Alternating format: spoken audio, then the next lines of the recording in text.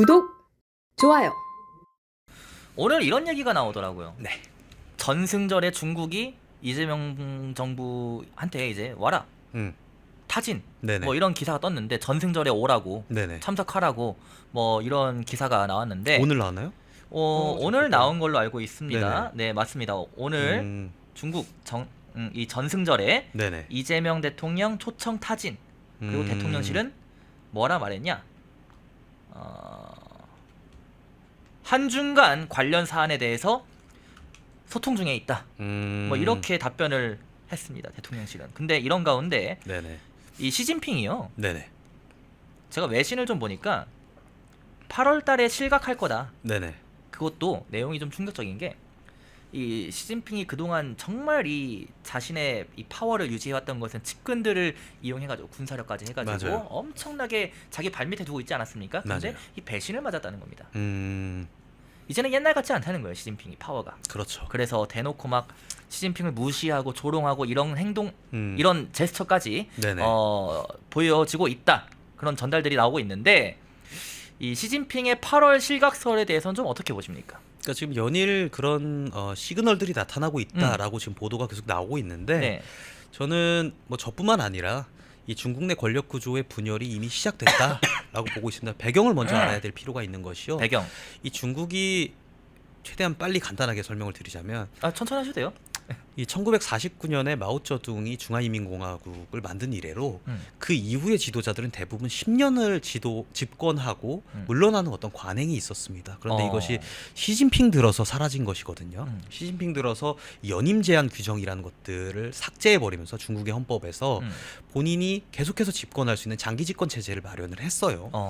심지어는 올해로 지금 13년째 권력을 유지하고 있는데 기존의 사실상 주석은 따로 있지만 9명이서 이제 집단 지도 체제의 그런 시스템을 띠고 있었는데 예. 시진핑 들어서는 일극 체제가 됐단 말이에요. 원톱 체제. 예, 다시 얘기하면 우리나라 같은 경우에도 뭐 민주당에서 이재명 전 대통령이 대표 시절에 당원 당규를 뜯어 고치면서 맞아요. 본인이 연임을 했고 그 과정에서 본인에 반대하는 비명계들 뭐 이낙연 대표라든지 소위 수박이라고 하면서 숙청을 하지 않았습니까? 비슷한 맥락이라고 보시면 될 것 같고요.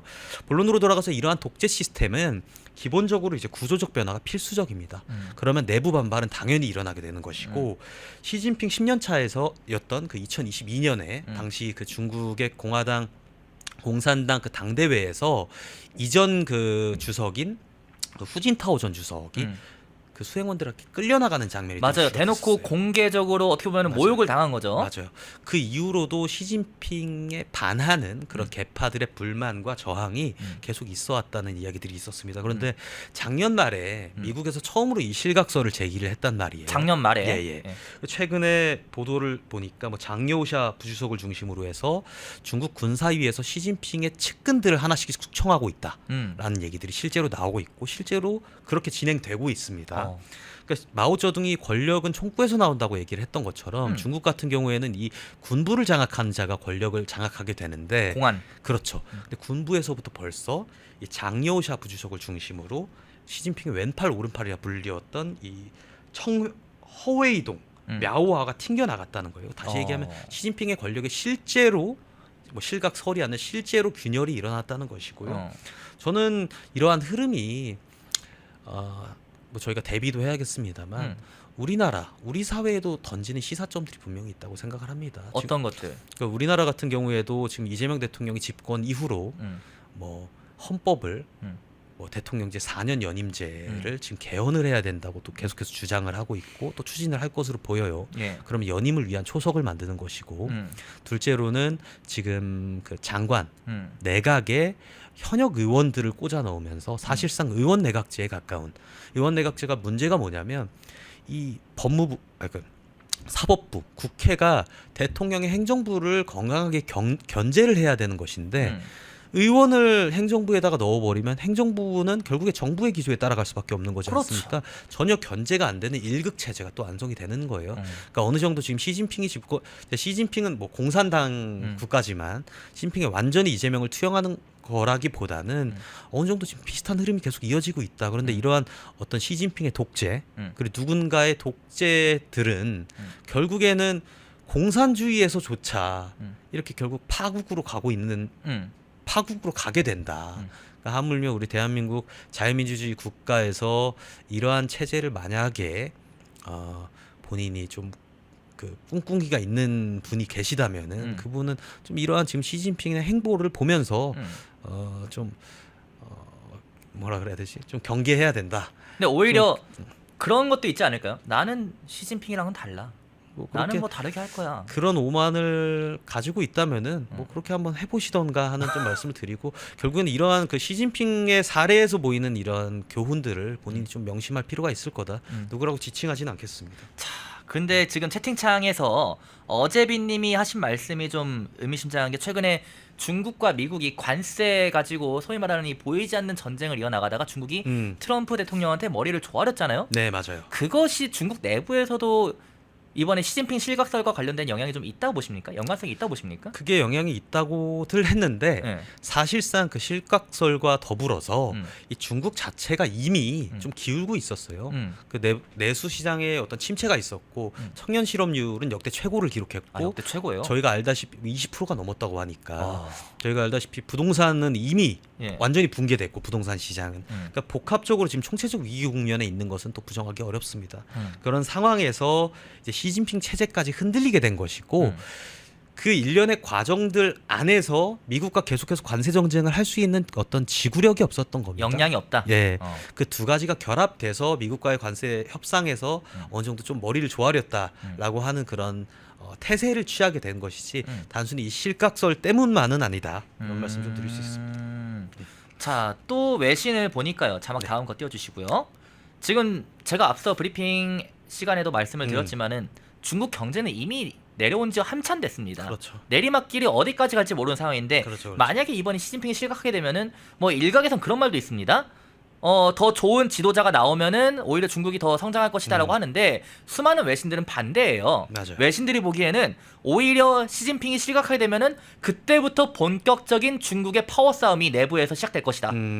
이 비어 있는 공석 자리를 두고 네, 중국은 공산주의다 보니까 투표가 없잖아요. 그렇죠. 투표로 뽑는 게 아니잖아요, 주석을. 파워 싸움을 할 것이다. 그러면은 중국 경제는 더욱더 미궁 속으로 혼란으로 빠져들게 될 것이고 그때부터 중국의 몰락은 더 가열차게 시작될 것이다. 그렇죠. 뭐 이런 반응 분석까지 나오고 있더라고요. 제가 좀 보니까. 어떻게 보십니까? 그러니까 지금 최근에 그 아까 말씀드렸던 장여우샤라는 그 부주석을 위시로 한 그 계파가 선두에 있는 것으로 보이지만 네. 내부 갈등은 사실 여러 계파가 있습니다. 근데 그 내부 갈등은 결코 피할 수 없는 노릇이 될 것이고요. 네. 근데 이 와중에 저는 그 중국 내부의 일이라고 치부할 것이 아니라 저도 요즘 그 국내 언론을 잘 안 보고 외신만 보려고 하는데 외신이 정확해요. 이 중국에서 시진핑 체제가 흔들린다는 것은 중국뿐 아니라 이 동북아 정세에 끼치는 경제, 외교, 안보 라인에 끼치는 부정적 영향이 지대할 것이란 말이에요. 우리가 앞으로? 그렇죠. 우리가 그것을 대비할 수밖에 없는 노릇이고 시진핑 체제가 흔들리지 않는다고 하더라도 중국이 우리나라의 어쨌든 최대 수출국 아닙니까?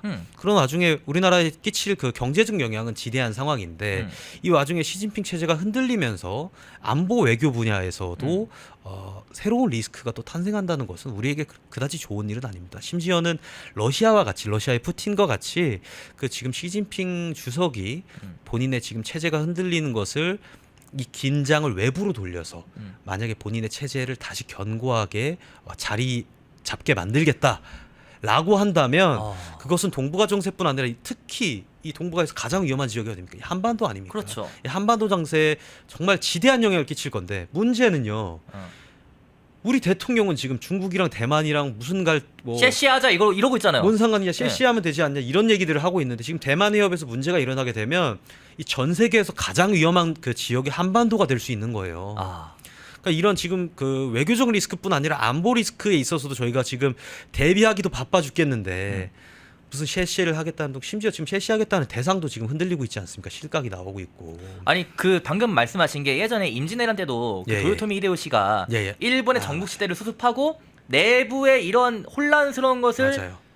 시선 돌리게 하려고 조선이라는 영토를 맞아요. 침범하지 않았습니까? 국가를 그걸 정리하고자 조선이라는 그렇게 국가를 한 거죠. 침범을 했는데 약간 비슷한 걸 수도 있겠네요. 중국이 맞아요. 대만을 이렇게 좀 공세를 취한다면은 맞습니다. 시선 돌리기 용으로 시진핑이 본인의 위태로운 상황을 면하기 위해서 한다면 그렇죠. 그런 경우들이 그게 비단 이제 공산주의 국가에서만 일어나는 것은 아니고 지금 푸틴도 그렇지만 이거는 그냥 전 세계적으로 어떤 그 지도자의 지위가 흔들릴 때 굉장히 많이 쓰는 또 해법 중에 하나입니다. 그러다 보니까 중국에서도 특히 중국이다 보니까 또 어떠한 조치를 취할지에 대해서 저희가 예측 가능성이 점점 떨어지고 있다. 그래서 우리는 항상 모든 경우의 수를 두고 지금 대비에 앞장서야 될 때다.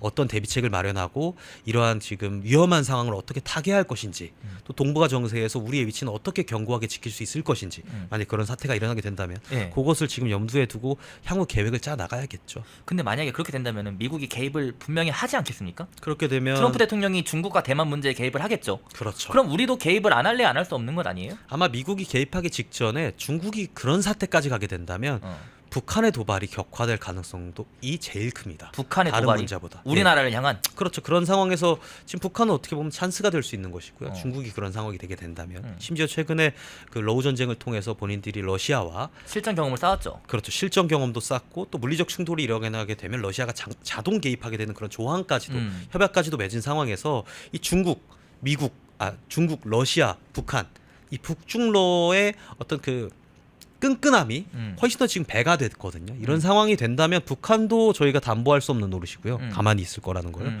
만약에 북한이 움직이게 되면 대만이 만약에 공격당한다는 전제하에 미국의 개입 그리고 나토의 개입은 불가피한 것인데 지금 이재명 대통령 나토 갔습니까?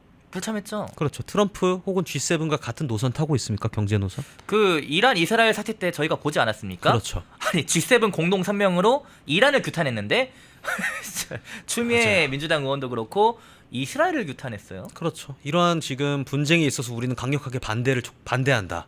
뭐 전쟁 금지를 전쟁 뭐 이제 미국이 루비콘강을 건넜다 뭐 이런 말 하고 있고. 그런 것들을 하고 있으면 지금 도대체 어쩌자는 거냐. 그러니까 솔직히 저희도 뭐 지금 뭐 우파고 국민의힘을 지지하지만은 대한민국 일단 살아야 국민의힘도 있고 국가가 있어야 정당이 있고 국민이 있는 겁니다. 네, 정쟁이 있을 거고 우리 국민들이 있고 우리 가족이 있는 거 아닙니까? 근데 지금 우리나라 자체가 너무 위태한 상황이 됐다. 세계 정세가 이렇게 혼란 속에 빠지는 가운데에 우리나라가 이 시기에 하필이면 또 이재명 대통령이 돼서 저런 행보를 보이고 있는 것은 정말 우려하지 않을 수 없다.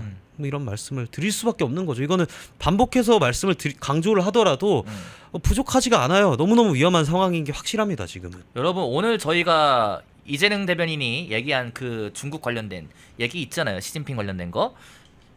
이 부분이 핵심입니다. 아마 다른 유튜브에서 이렇게 심층 깊게 얘기를 했을지 모르겠는데 저도 직접 들으니까 이거 진짜 심각하구나. 생각하죠. 당장 먼 미래의 일이 아니잖아요. 8월이면 다음 달입니다. 맞아요. 그러니까 우크라이나에 러시아가 침공을 할 줄 누가 알았겠습니까? 네. 얘기만 나왔었지만 네. 지금 대만 갈등도 사실 이전부터 나오고 있던 거거든요. 언제 위험한 상황이 벌어지지 않을 거라는 우리가 장담을 할 수 있겠어요. 그 누가? 진짜 이 심각한 상황에 대해서 여러분들이 더욱더 많은 공유 확산, 오늘 방송에 대해서 공유민 확산 그리고 그 좋아요도 한 번씩 눌러주시고요. 펜앤마이크와 광동이 함께 준비한 광동 루테인 밀크 시슬 혈행 개선, 노화로 인한 눈 건강, 간 건강. 펜앤마이크 TV 단독 할인 2개월분 한 박스에 3만원, 6개월분 세 박스에 84,000원. 펜앤마이크 구독자 전용 댓글 상단 할인 링크에서 구매 가능합니다. 전화 문의는 1661-6915, 전화 문의는 1661-6915. 펜앤마이크와 광동이 함께 준비한 광동 면역보감 데일리 스틱 2024년 건강기능식품 대상 높은 흡수율, 휴대와 섭취가 간편한 스틱형 펜앤마이크 TV 단독 할인 1개월분 한 박스에 33,000원, 3개월분 세 박스에 9만원. 펜앤마이크 구독자 전용 댓글 상단 할인 링크에서 구매 가능합니다. 전화 문의는 2661-6915, 전화 문의는 2661-6915. 펜앤마이크와 광동이 함께 준비한 광동 혈당혈압 콜레스테롤 케어 솔루션 식후 혈당 상승 억제, 체지방 감소, 혈중 콜레스테롤 개선, 높은 혈압 감소. 펜앤마이크 TV 단독 할인 1개월분 한 박스에 25,000원, 3개월분 세 박스에 66,000원. 펜앤마이크 구독자 전용 댓글 상단 할인 링크에서 구매 가능합니다. 전화 문의는 1661-6915, 전화 문의는 1661-6915. 펜앤마이크에서 추천하는 영상도 보고 가세요. 다른 영상도 즐기시려면 구독 버튼을 꼭 눌러주세요.